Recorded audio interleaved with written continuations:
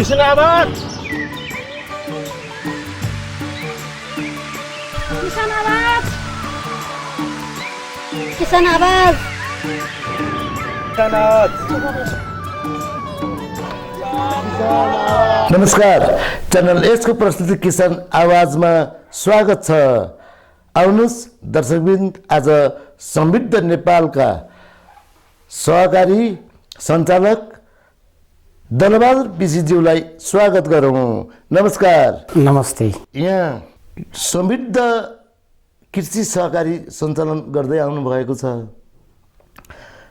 तपाईँ त सिधा किसानसँग जोडिनु भएको छ नि, के रहेछन् किसानका समस्या बताइदिनुहोस् न। सर्वप्रथम यस टेलिभिजनलाई समृद्ध नेपाल कृषि सहकारी संस्थाको उद्देश्य र नेपालको कृषि क्षेत्र र कृषकका समस्याहरू राख्ने अवसर प्रदान गर्नुभएकोमा यो टेलिभिजन र तपाईँ प्रस्तोता मित्रलाई म हार्दिक आभार व्यक्त गर्न चाहन्छु। र जुन तपाईँले प्रश्न गर्नुभयो, नेपालमा कृषि क्षेत्रमा र किसानहरूको क्षेत्रमा थुप्रै समस्याहरू छन् र मूलभूत रूपमा मैले चाहिँ छोटकरीमा 4वटा समस्याहरू तपाईँहरूको बिचमा राख्न चाहन्छु। पहिलो कुरा त समृद्ध नेपाल कृषि सहकारी संस्था किसानहरूको समस्या समाधान गर्ने नेपाल सरकारको सहकारी ऐन अनुसार, सहकारी ऐनको नियमअनुसार काम गरेर नेपालको कृषि सेक्टरमा रहेका समस्या र किसानहरूका समस्याहरूलाई कसरी समाधान गर्ने भन्ने विषयमा हामी एउटा ठुलो अभियानमा छौँ। र हाम्रो समृद्ध नेपाल कृषि सहकारी संस्था देशभरि कार्यक्षेत्र भएको सहकारी संस्था हो। नेपालमा करिब 34,521वटा सहकारीहरू छन्। त्यो भित्र चाहिँ देशभरि काम गर्ने करिब 5वटा मात्रै भन्दा हुन्छ अहिले चाहिँ सहकारी संस्थाहरू छन् हामीले देखेको चाहिँ, र सङ्ख्याको हिसाबले 8-9वटा जति छन् र केही स्पष्टीकरणमा पनि छन् अहिले चाहिँ नि।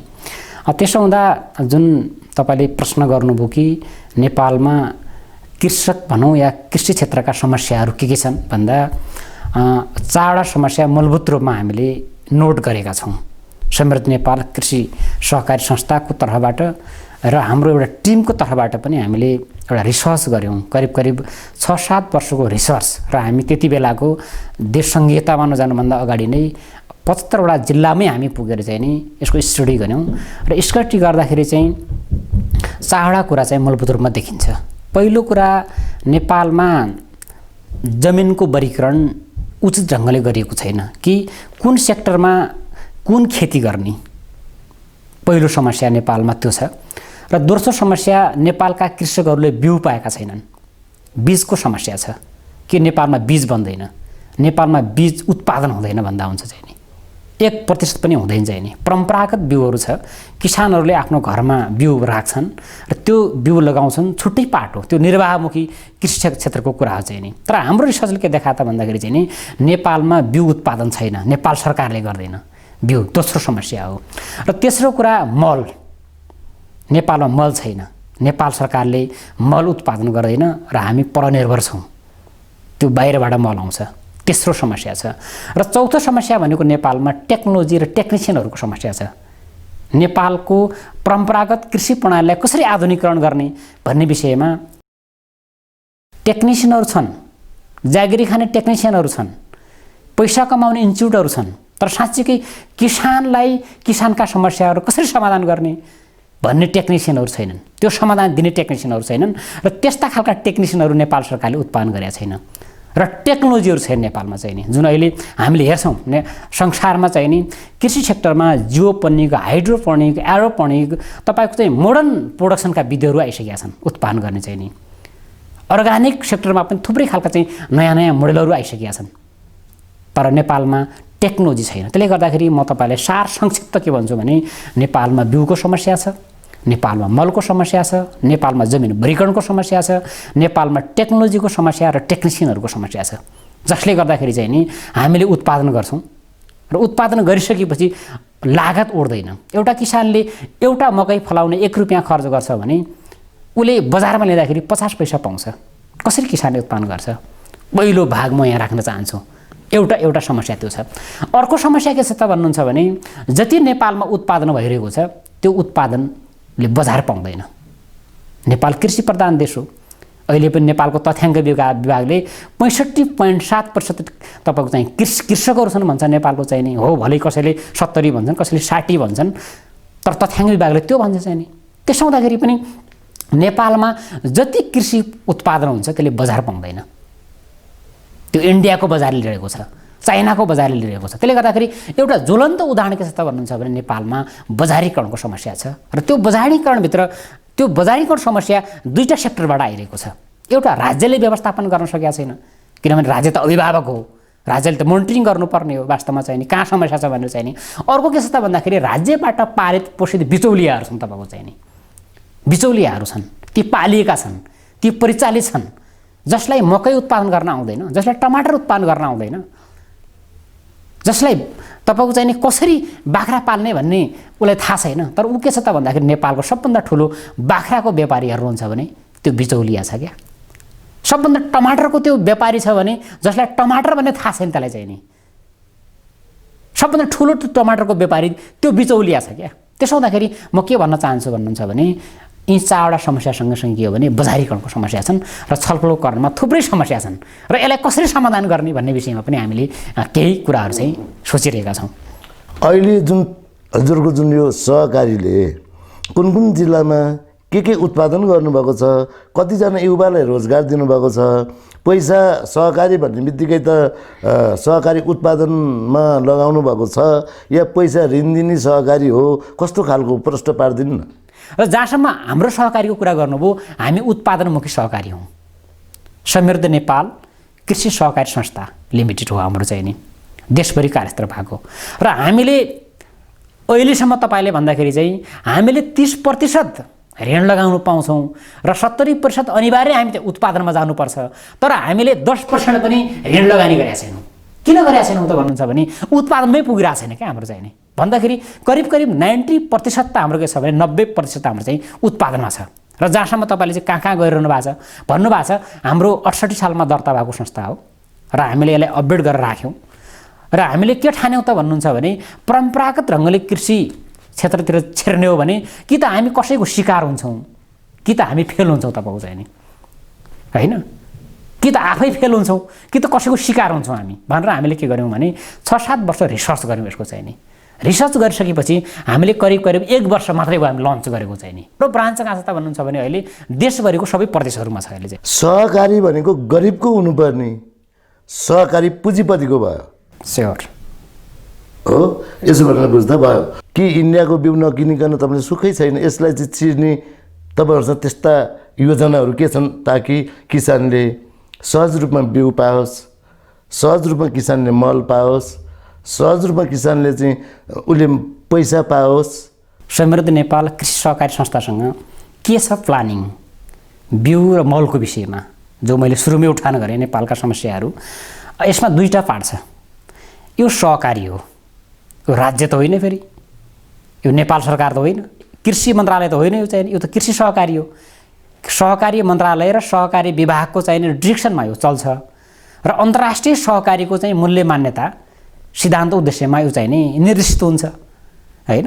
जहाँसम्म मल र तपाईँको चाहिँ बिउको कुरा के हो त भन्नुहुन्छ भने हामीले यो कुरा नेपाल सरकारका कृषि मन्त्रीसँग पनि हामीले छलफल गऱ्यौँ। अहिलेको घनश्याम भुषालजी, त्योभन्दा पहिलेका चक्रपाणी खनालजी लगायतका कृषि मन्त्रीसँग पनि हाम्रो छलफल भयो कि राज्यले के भन्यो सिधै भन्नुहुन्छ भने मल र बिउ अहिले सकिँदैन भन्यो क्या। त्यो लाचारी कुरा एकदम चाहिँ नि। हुँदाखेरि के भने यसको दुईटा पार्ट छ। मलको समाधान दिने र बिउको समाधान दिने पहिलो कुरा राज्यले दिने हो चाहिँ नि, पहिलो कुरा चाहिँ नि। अब जहाँसम्म समृद्ध नेपालको कुरा तपाईँले उठाउनु भयो कि समृद्ध नेपाल कृषि सहकारी संस्थाले चाहिँ के प्लानिङ गरेका छ त भन्दाखेरि हामीले प्लानिङ गरिरहेछौँ। हामीले के प्लानिङ गरेका छौँ भन्दा जनतासँग सहकारी गरेर अब हामीले आफ्नै मलको कम्पनीहरू स्थापना हुने तयारी छ समृद्ध नेपालको चाहिँ नि। मैले भने हामी 1 वर्षदेखि तयारीको चरणमा छौँ अहिले चाहिँ नि। तर समृद्ध नेपाल कृषि सहकारीको संस्थाको कुरा गर्नुहुन्छ भने हामीले के गरिरहेछौँ त अहिले भन्नुहुन्छ भने हाम्रो कृषक मेम्बर हुन्छ, मैले अघि पनि भने हाम्रो 100 रुपियाँको एउटा मेम्बर बन्छ, होइन। एउटा मान्छेबाट 100 रुपियाँको एउटा सेयर लिन्छौँ हामी। 100 रुपियाँको चाहिँ उसले मन्थली बचत गर्छ भने हामीले के ठग्ने, किसान के ठगिन्छ त्यहाँ चाहिँ नि। ठगिँदैन नि। जहाँसम्म चाहिँ अब समृद्धलाई चाहिँ नै विश्वास गर्नुपर्ने आधार के त भन्नुहुन्छ भने विश्वास त व्यवहारले नै गर्ने हो। विश्वास गर्ने भनेको व्यवहारले नै हो, मेरो कुराले पनि होइन, तपाईँको कुराले पनि होइन, होइन। गर्ने भनेको प्र्याक्टिकल्ली तपाईँको चाहिँ परिणाम आयो भने चाहिँ नि विश्वास गर्ने हो मान्छेले। हरेक चिजको चाहिँ नि त्यो विज्ञानको कुरा गर्नुहोस्, त्यो व्यवहारको कुरा गर्नुहोस्, त्यो राजनीतिको कुरा गर्नुहोस्, त्यो अर्थतन्त्रको कुरा गर्नुहोस्, त्यो शिक्षाको कुरा गर्नुहोस्, समाजका हरेक पहलुको कुरा गर्दाखेरि के हो भन्नुहुन्छ भने हरेक आयामको कुरा गर्दाखेरि के हो भने परिणाममा त्यो आयो भने, परिणाममा पुष्टि भयो भनेदेखि चाहिँ विश्वास गर्ने हो मान्छेले चाहिँ नि। तर समृद्ध नेपाललाई हामीले जति मेम्बरहरू हाम्रो सङ्गठित छ उनीहरूले अहिलेसम्म विश्वास गरेका छ, कहीँ कम्प्लेन छैन। हाम्रो कुरा गर्नुहुन्छ भने हामीले राज्यबाट एक पैसा अनुदान पनि लिएका छैनौँ, सहयोग पनि लिएका छैनौँ अहिलेसम्म, आजका दिनसम्म। र त्यो सँगसँगै के हो त भन्नुहुन्छ भने हाम्रो विषयमा कहीँबाट कम्प्लेन पनि आएको छैन कि समृद्ध नेपाल कृषि सहकारी संस्थाहरूले यो गलत काम गर्यो है। तपाईँले भने जस्तो चाहिँ समूह बनाउने, कृत्य तमसुकहरू बनाउने, ठग्ने जो कुराहरू छ नि त्यो आएको छैन वास्तवमा चाहिँ नि, समृद्ध नेपालको आएको छैन। र अर्को म के भन्न चाहन्छु भन्नुहुन्छ भने अब हरेक विकासका 2-3टा चरणहरू, कृषिको चरण, उद्योगको चरण, सेवाको चरण हो। त नेपालमा के छ त भन्दाखेरि हामी कृषि प्रधान देश नेपाल चाहिँ अमेरिकामा कृषि सहकारीहरूको जिडिपीमा करिब 16% योगदान छ, कन्ट्रिब्युसन छ। केन्यामा 42% कन्ट्रिब्युसन छ, चाइनामा 18% कन्ट्रिब्युसन छ, रुसमा 19% कन्ट्रिब्युसन छ, बेलायतमा 16% कन्ट्रिब्युसन छ, होइन। मतलब सहकारी भने नेपाल मात्रै होइन नि त। आइसिएको रिपोर्ट हेर्नुहुन्छ भने होइन, इन्टरनेसनल कोअपरेटिभ एलायन्स भन्ने छ, त्यसको रिपोर्ट हेर्नुहुन्छ भने के छ त भन्नुहुन्छ भने हरेक देशमा पहिलो नम्बरमा कृषि सहकारीको कन्ट्रिब्युसन 35%, 35% योगदान छ पहिलो नम्बरमा चाहिँ नि है। तर नेपालमा के छ त भन्नुहुन्छ भने एक त सहकारीहरूको योगदानै छैन। अर्को कुरा के हो त भन्दाखेरि कृषि प्रधान देश हामीले भनेका छौँ, त्यो पनि कस्तो कृषि प्रधान देश भन्नुहुन्छ भने 500 वर्ष पहिलेको कृषि प्रधान देश चाहिँ नि, यो 200-250 वर्षको होइन चाहिँ नि, 500 वर्ष पहिले कस्तो थियो नेपालको कृषि क्षेत्र भन्दाखेरि त्यही नै छ अहिले पनि चाहिँ नि। म किसानको छोरा हो, म आफै तपाईँको के हो त भन्नुहुन्छ भने मैले 20 दिन 22 दिन म हलो जोत्छु। अहिले म सेतो तपाईँ प्यान्टमा कोटमा यहाँ तपाईँसँग अन्तर्पर्दा दिए पनि म 22 दिन जोत्छु, हलो जोत्छु। हेर्नुहोस् है कसरी जोत्नुपर्छ हलो, कसरी घाँस काट्नुपर्छ त्यो कुरा मलाई थाहा छ। त्यसो हुँदाखेरि हाम्रो उत्पादन प्रणाली यति परम्परागत छ तपाईँको चाहिँ नि, होइन। यसलाई चेन्ज गर्नुपर्ने छ कि वास्तवमा चाहिँ नि, यो राज्यले गर्नुपर्ने हो। यहाँ चुकिया छ। जस्तो अहिले जो देखिन्छ, अहिले पनि तपाईँको चाहिँ नि घनश्याम भुषाल कृषि मन्त्रीजी आउनु भएको छ। एउटा कुरा के बुझ्नु पर्यो भन्नुहुन्छ भने एउटा राज्यले बिउ र मल बनाउन सक्दैन भनेदेखि चाहिँ त्यो राज्यको अनुभूति कहाँ हुन्छ भने जनताको चाहिँ नि अरबौँ खरबौँको तपाईँको करप्सनका कुराहरू छन्, डाइरेक्टली इन्डाइरेक्टली तपाईँको चाहिँ नि, होइन। त्यत्रो बजेट छ तपाईँको चाहिँ नि, 40-45 अर्ब बजेट छ सर कृषिमा चाहिँ नि। भने 5 अर्ब 2 अर्ब छुट्याएर चाहिँ मलको कम्पनी राख्न सकिँदैन? त्यो त राखेको छ नि त, चितवनमा छ तपाईँको, अनि ढल्के बहरमा कता छ अरे त। खोइ त त्यसको त उत्पादन खोइ त मल उत्पादन छैन, केही छैन, होइन। किसानले अब यो भदौको अन्तिम महिना भइसक्यो अहिलेसम्म मल पाएको छैन। यो विदेशीको मलै हाल्न नसक्ने चाहिँ हामी तपाईँहरूको सहकारीले केही त्यस्तो अभियान चलाएको छ? हाम्रो प्लान भनेको समृद्ध नेपाल कृषि सहकारी संस्थाले 4-5वटा कुरालाई चाहिँ प्रमुखता साथ अगाडि लिएको छ। पहिलो कुरा के हो त भन्नुहुन्छ भने किसानको जो परम्परागत उत्पादन छ यो उत्पादनलाई बजारीकरण गरिदिने, र हामीले फर्मुला बनाएका छौँ, PPM भनेर हामीले फर्मुला बनाएका छौँ। त्यो भनेको के त भन्दाखेरि प्रोडक्ट प्रोसेसिङ र मार्केटिङ। हाम्रो 100 रुपियाँको सेयर खरिद गर्छ किसानले, समृद्ध नेपालको चाहिँ सदस्य हुन्छ, उसको उत्पादन हुन्छ। त्यो उत्पादनलाई हामीले के गर्छौँ भने प्रोसेसिङ पनि हामी गरिदिन्छौँ र मार्केटिङ पनि हामी गरिदिन्छौँ। एउटा प्लान त्यो हो। यो प्लानले अहिले के छ भने किसानहरू कन्भिन्स हामीदेखि चाहिँ नि, एकदम कन्भिन्स एकदम चाहिँ नि, होइन। हामी थुप्रै गोष्ठीहरू गऱ्यौँ, छलफलहरू गऱ्यौँ। पहिलो कुरा के हो भने प्रोडक्ट प्रोसेसिङ र मार्केटिङ हामीले गर्ने, उत्पादन प्रवर्धन र बजारीकरण, जुन नेपालमा त्यो समस्या छ। किसानले क्यास पाउँछ, उसले सामान ल्यायो भने पाउँछ, उसले चाहिँ नि त्यो समृद्धले व्यवस्थापन गर्छ। जुम्लामा हाम्रो 200 मेम्बर पुगेछ अहिले चाहिँ नि, हो। जुम्लाको स्याउ उत्पादन गर्ने म उदाहरण मात्रै दिएँ। त्यहाँ चाहिँ नि स्याउ छ, रातो च्याउ छ त्यहाँ, होइन। अरू अर्ग्यानिक थुप्रै प्रोडक्टहरू छ, उत्पादनहरू छ। जस्तो जुम्लाको स्याउ उत्पादन गर्ने किसान हाम्रो मेम्बर हुन्छ, त्यो उत्पादनको पैसा हामीले चाहिँ के गर्छौँ भने त्यो किसानलाई त्यहीँ हस्तान्तरण गर्छौँ। हाम्रो कार्यालय त्यहाँ जुम्लामै रहन्छ, एउटा कार्यालय चाहिँ त्यो कार्यालय त्यो सेवा केन्द्र मार्फत चाहिने हाम्रो किसानको पेमेन्ट हुन्छ र त्यो सेवा हामी काठमाडौँ ल्याउँछौँ। ल्याइसकेपछि त्यसको प्रबन्धन कसरी गर्ने, प्रोसेसिङ कसरी गर्ने र मार्केटिङ कसरी गर्ने भने समृद्धिले गर्छ। पहिलो योजना त्यो हो चाहिँ नि। यो भनेको चाहिँ स्याउको कुरा मात्रै भएन, एज अ होल सम्पूर्ण रूपले के हो भने सबै उत्पादनको कुरा आयो त्यहाँ चाहिँ नि हो। एउटा च्याप्टर त्यो सक्यो चाहिँ नि। अर्को च्याप्टर भने के हो त भन्दाखेरि हामी अब तपाईँको चाहिँ नि मैले 5वटा कुरा भने हामीले समृद्ध नेपाल कृषि सहकारी संस्थालाई चाहिँ नि हामीले साउथ एसियाकै बिग कोअपरेटिभ बनाउने हाम्रो प्लानिङ छ। हाम्रो 4 वर्षमा करिब 2 लाख मेम्बर पुर्याउने हाम्रो योजना छ चाहिँ नि। दोस्रो भने के हो त भन्नुहुन्छ भने जुन बिग कोअपरेटिभमा त बिग मेम्बर हुन्छ, धेरै सदस्यहरू हुन्छ, त्यो सदस्यहरूको 100 पैसादेखि लिएर कति लगानी गर्न सक्छ, हामी सेयर कलेक्सन हुन्छ हाम्रो चाहिँ नि। त्यो पुँजीले हामी के गर्छौँ त भन्दाखेरि मल खाद निर्माण गर्छौँ अथवा मल कारखाना हामी बनाउँछौँ हो एक। र अर्को बिउ उत्पादन गर्ने चाहिँ के हो भने बिउ कारखाना हामी बनाउँछौँ र हाम्रो तयारी पुगिसकेको छ र केही मल अहिले उत्पादन पनि करिब भइरहेछ भन्दा पनि हुन्छ।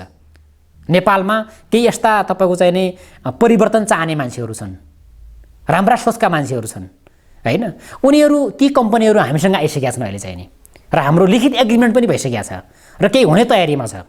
हामी जो PPM भनेको छ नि हामीले हैन, प्राइभेट पब्लिक पार्टनरसिपको जो कुरा हामीले गरिरहेछौँ र सहकारीले चाहिँ नि टाइअप गर्न पाउने चाहिँ नि प्राइभेट पब्लिकसँग टाइअप गरेर जो जान पाउने जो प्रावधान छ, त्यो प्रावधान अन्तर्गत के हो त भन्नुहुन्छ भने अब हामी के गर्छौँ भने त्यो किसानको प्रपर्टीलाई लिएर के गरिदिन्छ भने त्यो मल खादमा सेक्युर गरिदिन्छ क्या तपाईँ चाहिँ नि हो, सेक्युर हुन्छ चाहिँ नि। अब भइसकेपछि के हुन्छ त भन्दा मल कति आवश्यक हुन्छ, हामी 3 चरणमा जान्छौँ।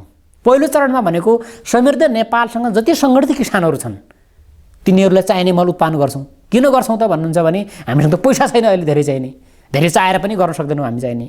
दोस्रो चरणमा के हुन्छ त भन्दाखेरि अब हामीसँग त्यो मलले हाम्रो मार्केट लियो हैन, त्यसले राम्रो परिणाम दियो भनेदेखि त्यहाँ टाइअप गर्न आउने मान्छेहरू हुन्छन्, उनीहरूसँग हामी टाइअप गर्छौँ। र तेस्रो चरणमा के हुन्छ त भन्दा अब हामीले कति सक्छौँ चाहिँ नि देशभरि मल पुर्याउन कसरी सक्छौँ। जस्तो हामीले अहिले बायो फर्टिलाइजर अर्ग्यानिक मललाई हामीले बढी जोड गरेका छौँ। किन जोड गरेका छौँ भने जस्तो कर्णाली प्रदेशले अर्ग्यानिक प्रदेश घोषणा गरिसक्यो नेपालमा चाहिँ 7वटा प्रदेश छ, त्यो प्रदेशमा नेपालको पहिलो प्रदेश हो कर्णाली प्रदेश। त्यहाँको मुख्यमन्त्रीले यो अर्ग्यानिक प्रदेश भनेर घोषणा भइसक्यो चाहिँ नि। जस्तो अब अर्ग्यानिक प्रदेश भए त अर्ग्यानिक मल चाहियो नि त, त्यहाँ त केमिकल मल लिएर त भएन हेर्नुहोस्। त्यसले गर्दाखेरि पनि हामीले पहिलो चरणमा चाहिँ नि अर्ग्यानिक मलको हाम्रो तयारी हुँदैछ। अब हाम्रो 2-3 महिनाभित्र चाहिँ नि अब हामी मार्केटमा मल ल्याउँछौँ चाहिँ नि। अब हामी मल उत्पादन गर्छौँ, 100 रुपियाँ सेयर किनेको किसानलाई हामीले एक बोरा मल लिएर त्यहाँ दिने हो भने त विश्वास हामीलाई नगर कसलाई गर्छ बाबा हैन, हामीले गर्नु पर्यो नि। त्यसो भए त गर्छ किसानले पनि चाहिँ नि हैन। पहिलो कुरा हामी मलको सोलुसन हामी त्यसरी दिन्छौँ चाहिँ नि। दोस्रो कुरा भने के हो त भन्नुहुन्छ भने बिउको कुरा भयो, बिउ पनि एवं प्रकारले हामी सोलुसन दिन्छौँ त्यसै प्रकारले चाहिँ नि। अब जसरी तपाईँले चाहिँ बिचौलियाको मार्केट विस्थापनको कुरा जो अघि प्रश्न तपाईँले गर्नुभएको थियो, यो महत्त्वपूर्ण प्रश्न छ। हामी के गर्छौँ भन्नुहुन्छ भने काठमाडौँमा 6वटा हाम्रो चाहिँ big organic digital super market स्थापना हुँदैछ। अहिले म नाम दिन्न तपाईँको चाहिँ लोकेसन दिन चाहिँ नि हाम्रो एग्रिमेन्ट भइसकेको छ पुरै चाहिँ नि। 20 वर्षको 25 वर्षको 39 वर्षको हाम्रो जमिन एग्रिमेन्ट भइसक्यो चाहिँ नि। नेपाल सरकारको जमिन, प्राइभेट जमिन हामीले गरिसक्यौँ त्यो चाहिँ नि हैन। अब हुन्छ के त भन्नुहुन्छ भने जस्तो कालीमाटीको उदाहरण दिनुभयो त, हामी कालीमाटीसँग चल्ने होइन क्या तपाईँ चाहिँ नि। यो युग भने के हो त भन्दाखेरि प्याराडाइम सिफ्ट गरिदिने हो। भनेको मतलब के हो त भन्नुहुन्छ भने जहाँ छ त्यहीँ गएर न्यू खोज्ने होइन क्या हैन। कालीमाटी चलिरहोस् तर हामी के गर्छौँ त भन्नुहुन्छ भने कालीमाटी जस्तै 10वटा ठाउँ हामी काठमाडौँमा अन्त स्थापना गरिदिन्छौँ क्या तपाईँ चाहिँ नि। अब त्यहाँ जाने क्लाइन्ट त्यहाँ जान्छ नि त हैन। त्यो चले पनि ठिक छ, चलिरहोस्, किनभने अहिलेसम्म तरकारी खुवाएकै छ हैन। विषादीको कुरा त के हो भने त्यो राज्यले कन्ट्रोल गर्नुपर्ने हो, राज्यको लगानीमा त्यो चलिएको छ तपाईँको चाहिँ नि। त्यहाँ चलाउने बित्तिकै मन्त्रीको कुर्सी हल्लिन्छ हेर्नुहोस् कालीमाटी चलाउने बित्तिकै। त्यसले गर्दाखेरि हाम्रो कुरा के छ त भन्दाखेरि काठमाडौँमा 2टा बिग कोल्ड स्टोर र 6वटा बिग सुपर मार्केट कालीमाटी जस्तै चाहिँ नि। अब जुन 2 लाख हाम्रो किसान हुन्छ नेपालभरिबाट प्रोडक्ट गर्छ, त्यसलाई हामी के गर्छौँ त भन्नुहुन्छ भने त्यो हाम्रो मार्केटमा चाहिँ हामी सेटलमेन्ट गर्छौँ, व्यवस्थापन गर्छौँ, अर्ग्यानिक दिन्छौँ, राम्रो दिन्छौँ, नेपाली प्रोडक्ट दिन्छौँ, सस्तो दिन्छौँ हैन। अनि कालीमाटी किन जान्छ मान्छे। तपाईँहरूको सहकारीले कस्तो किसानलाई चाहिँ किसान भन्छ? किसान त किसानलाई नै एकदम किसानको वर्गीकरण त नेपालमा छैन नि। त्यो त राज्यको कुरा हो नि। हाम्रो भने हाम्रो किसान भने कस्तो तपाईँको सहकारी नै एउटा अवधारणा बनाइदियो भने राज्यलाई नि सहयोग पुग्ला नि। यसो छ, अब हामीले हाम्रो सहकारीको नम्सअनुसार अहिले नेपाल सरकारले जसलाई किसान भन्ने छ त्यसलाई हामीले किसान नै भनेका छौँ प्रष्ट ढङ्गले। किन होइन भन्न पाउनु भएन, हामीले भन्नु भएन त्यो कुरा चाहिँ नि। किन भएन भन्दाखेरि राज्यको ऐन नियम संविधानलाई त मान्नु पऱ्यो, त्यो अनुसारले गर्ने हो। तर जहाँसम्म तपाईँले चाहिँ प्रायोरिटीको कुरा गर्नुभयो, प्राथमिकताको कुरा गर्नुभयो कि कसलाई प्राथमिकतामा राख्ने भन्दाखेरि जुन मान्छे उत्पादन गरिरहेको छ त्यो किसान भयो एउटा चाहिँ नि। अर्को के हो त भन्दाखेरि नेपालमा त छदम प्रकारको किसान छ। तपाईँले जो भन्नुभयो नि, बिहान कृषि गर्छ, दिनमा स्कुल पढाउँछ, फेरि साँझ कृषि गर्छ, उतापट्टि चाहिँ चिया पसल पनि राखेको हुन्छ, पाउरोटी पसल पनि राखेको हुन्छ, व्यापारी पनि हो चाहिँ हो होइन। ऊ कतै तपाईँको चाहिँ कुनै एजेन्सीको एजेन्ट पनि हुन्छ, बिमाको चाहिँ नि, त्यो बिमाको पनि भरारी हिँडेर आउँछ तपाईँको चाहिँ नि।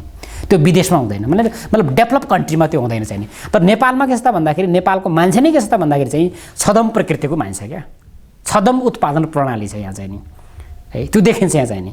त्यसले गर्दाखेरि पनि अब रह्यो कुरा के भन्नुहुन्छ भने अब हामीले दुई कुरा छ। एउटा कुरा के हो भने उत्पादनमा जान चाहने मान्छेहरू, उत्पादनमा जाने मान्छेहरू समृद्ध नेपालसँग सहकार्य त उद्योगपतिले पनि त गर्न पायो नि त, टाइअप गर्न पायो। जस्तो मान्नुहोस् कि समृद्धले मल कम्पनी सुरु गर्न थाल्यो, मेरो 10% चाहिँ सेयर म त्यहाँ किन्न चाहन्छु भनेदेखि के हो भने उसको राइट छ चाहिँ नि। त्यो राइट के छ त भन्दाखेरि चाहिँ नेपाल सरकार नै 3Pबाट चाहिँ अगाडि बढिरहेछ, प्राइभेट पब्लिक पार्टनरसिपबाट अगाडि भइरहेछ होइन, निजी सरकारी साझेदारीबाट अगाडि बढिरहेछ। बढ्दाखेरि चाहिँ नि त्यो लागु चाहिँ सहकारीलाई पनि हुन्छ चाहिँ। त्यसले गर्दाखेरि पनि के हो भने ऊ त हुन पाए चाहिँ उत्पादनको हिसाबले चाहिँ नि। अब किसानको वर्गीकरण गर्ने कुरा के हो भन्नुहुन्छ भने अब किसान चाहिँ मैले अघि पनि भने जमिनकै वर्गीकरण भएको छैन नि त होइन। जमिनको वर्गीकरण त अस्ति चाहिँ 11-12 प्रकारको चाहिँ नि भूमि सुधार मन्त्रालयले ल्यायो त्यो चाहिँ नि। त्यो पनि के ल्यायो भन्दाखेरि कुहिएको रिपोर्ट हो क्या, एकदम चाहिँ नि पुरानो रिपोर्ट हो एकदम चाहिँ नि होइन। मन्त्रालयका केही ठाकठोकीहरू, केही पुराना मान्छेहरूले त्यो यस्तो हुन्छ भने दिए, अनि त्यही घटना हो, त्यस्तो होइन नि त। त्यहाँ त टेक्निकल्ली फिल्डमा जानु पऱ्यो नि त। जमिनको वर्गीकरण हुने भने त के हो भन्दाखेरि कुन हावापानीमा के हुने हो क्या, समुद्री सतहबाट कुन तपाईँको चाहिँ नि हाइटमा के फल्ने, कुन माटोमा के फल्ने, कहाँ प्लान्ट राख्ने, यो हो नि त वर्गीकरण भने तपाईँको चाहिँ नि। उत्पादन घोषणा गर्ने हो नि त। त्यहाँ कृषकहरूलाई चाहिँ नि त्यही उत्पादन गर्नका लागि अपग्रेड गर्ने हो नि त। मान्नुहोस् कि अहिले यो एउटा खाली जमिन हो चाहिँ नि यहाँ, ल यहाँ चाहिँ स्याउ मात्रै हुन्छ अरे क्या होइन, भने च्याउ त गर्नु भएन नि त, स्याउको मात्रै प्लान्ट गर्नु पऱ्यो नि, जमिन त्यसरी वर्गीकरण गर्नु पऱ्यो नि त।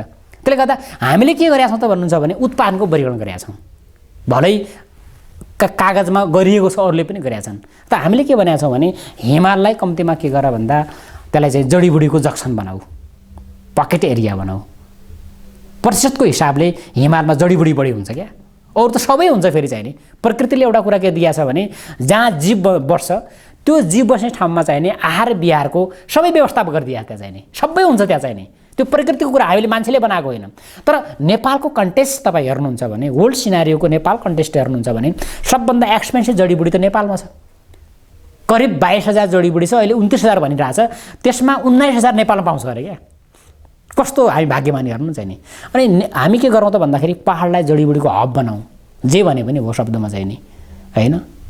अनि तपाईँको हिमाललाई पहाडलाई के गरौँ त भन्नुहुन्छ भने हामी चाहिँ फलफुलको बनाउँ चाहिँ नि, त्यहाँ अलि बढी फलफुल हुन्छ। र तराईलाई हामी बढी के बनाउँ त भन्दाखेरि तपाईँको चाहिँ खाद्यान्नको बनाउँ क्या। 3टा क्याटेगोरी गरौँ, वर्गीकरण गरौँ, र कुन प्रदेश कुन सेक्टरको भूमिले त्यहाँका जनतालाई उत्पादन चाहिँ नि हुँदाखेरि जमिन पाल्न सकिन्छ चाहिँ नि, जनतालाई पाल्न सकिन्छ, आयात रोक्न सकिन्छ, लाजले मर्ने कुरा छैन त अहिले चाहिँ नि। जम्मै हेर्नुहोस् 6 खर्ब 7 खर्ब बिजनेस घाटा छ नेपालको चाहिँ नि। त्यसमा अधिकांश तपाईँको चाहिँ कृषिमा छ। जिरा इन्डियाबाटै आउँछ, लसुन इन्डियाबाट, हामी सबै जानेकै कुरा छ नि, पत्रिकाले लेखे आउँछ जहाँ पनि चाहिँ नि। त्यसले गर्दाखेरि के हो भन्नुहुन्छ भने अब मलाई के लाग्छ त भन्दाखेरि चाहिँ नि प्रकृतिले हामीले चाहिँ सुन्दर बनाएको छ, धनी पनि बनाएको छ, इन्टेलिजेन्ट पनि बनाएको छ होइन प्रकृतिले हामीले चाहिँ नि। तर हामी के हो त भन्दाखेरि हामी कसको चङ्गुलमा हामी फँसेका छौँ। हामीले हाम्रो 2.5 करोड नेपालीलाई 3 करोड नेपालीलाई पाल्न सक्ने हिक्मत राख्दैनौँ हामी चाहिँ। म त के भन्छु भने होइन, यदि तपाईँको चाहिँ नि कृषि सेक्टरको यदि जिम्मा दिने हो भने कृषि सेक्टरको प्लानिङ हामीले गर्ने हो भनेदेखि चाहिँ नि नेपालको 2.5 करोड मान्छेलाई चाहिँ एक छाकमा कति चाहिन्छ एउटा मान्छेलाई 1 गिलास चामल, अनि 3 करोड मान्छेलाई 3 करोड गिलास चामल उत्पादन गर्न सकिने नेपालमा। प्रोटिनको हिसाबले 200 ग्राम दाल चाहिन्छ एउटा मान्छेलाई एक छाकमा चाहिँ नि, भने चाहिँ नि 600 तपाईँको चाहिँ नि 6 करोड तपाईँको चाहिँ नि किलो हामी दाल उत्पादन गर्न सक्दैनौँ नेपालमा होइन। अनि साँझ कति खान्छ रोटी मान्छे, 4वटा रोटी खान्छ, 300 ग्राम 250 ग्राम पिठो खाला मान्छेले एउटाले चाहिँ नि। अनि भने 300 करोड हामीले चाहिँ नि खाद्यान्न उत्पादन गर्न सकिँदैन। हाम्रो के छ त भन्नुहुन्छ भने हामी एकदमै के छ त भन्नुहुन्छ भने हामी कुन चङ्गुलमा हामी फँसिया छौँ, कुन हामी दीक्षाबाट दीक्षित छौँ हामी वास्तवमा चाहिँ भन्ने हो भने यो नेपालीलाई साँच्चै सर होइन, नेपालीलाई चाहिँ नि साँच्चै भन्दाखेरि म के देख्छु भन्नुहुन्छ भने नेपालीले हात नपाल्न सकिन्छ। हाम्रो एउटा के छ त भन्दाखेरि उखान छ क्या, एउटा उखान छ, नेपाली उखान छ, मैले मेरा बालबच्चालाई त हात नपाल्छु भन्छ भन्ने उखान छ नि, मसँग त्यो क्षमता छ भन्छ नि। यो देशमा त के हो भन्नुहुन्छ भने राज्यले पाल्न सक्ने छ, त्यो क्षमता छ, हामीले साधन स्रोत छ वास्तवमा भन्ने हो भने होइन। यो छोडिदिउँ, यो चाहिँ के हो त भन्दाखेरि रकेट साइन्सका कुरा छोडिदिउँ हामी चाहिँ अहिले होइन, ठुला मेगा प्रोजेक्टको कुरा छोडिदिउँ हामी चाहिँ नि। अमेरिकाले जो गरिरहेछ, परमाणु टेस्टहरू गरिरहेछ, अन्तरिक्षमा तपाईँ रकेट पठाइरहेछ, यी इन्भेन्सन र डिस्कभरीको कुरा त आफ्नो ठाउँमा छन् ती चाहिँ नि, ठुलो कुरो भयो चाहिँ नि। मात्रै के हो त भन्नुहुन्छ भने कृषि सेक्टरलाई तपाईँले हेर्नुहुन्छ भने सजिलै धेरै ठुलो विज्ञ पनि चाहिँदैन। तपाईँले अघि भन्नुभयो कि बाहिरबाट ल्याएको बीज अर्को वर्ष उम्रिँदैन, त्यो मैले भोगेको छु, मेरो बारीमा मैले भोगेको छु चाहिँ नि होइन। तर हाम्रो पुर्खाले बनाएको बिउ जो त्यो छ त्यो त 2 वर्षमा टिक्छ हेर्नु चाहिँ नि, 1 वर्षको कुरा मात्रै होइन चाहिँ नि।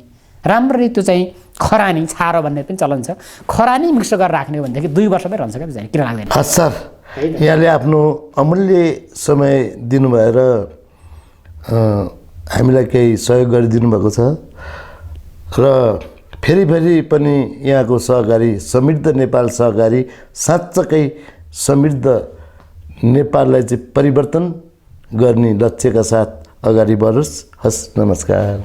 मेरो पनि नमस्ते र फेरि पनि धन्यवाद भन्न चाहन्छु। यो टेलिभिजन तपाईँ र हाम्रो स्टुडियोको साथी हुनुहुन्छ उहाँहरूलाई फेरि पनि म जय सहकारी र नमस्ते भन्दै। उहाँ हुनुहुन्थ्यो समृद्ध नेपाल सहकारीका अध्यक्ष दलबहादुर बिसी।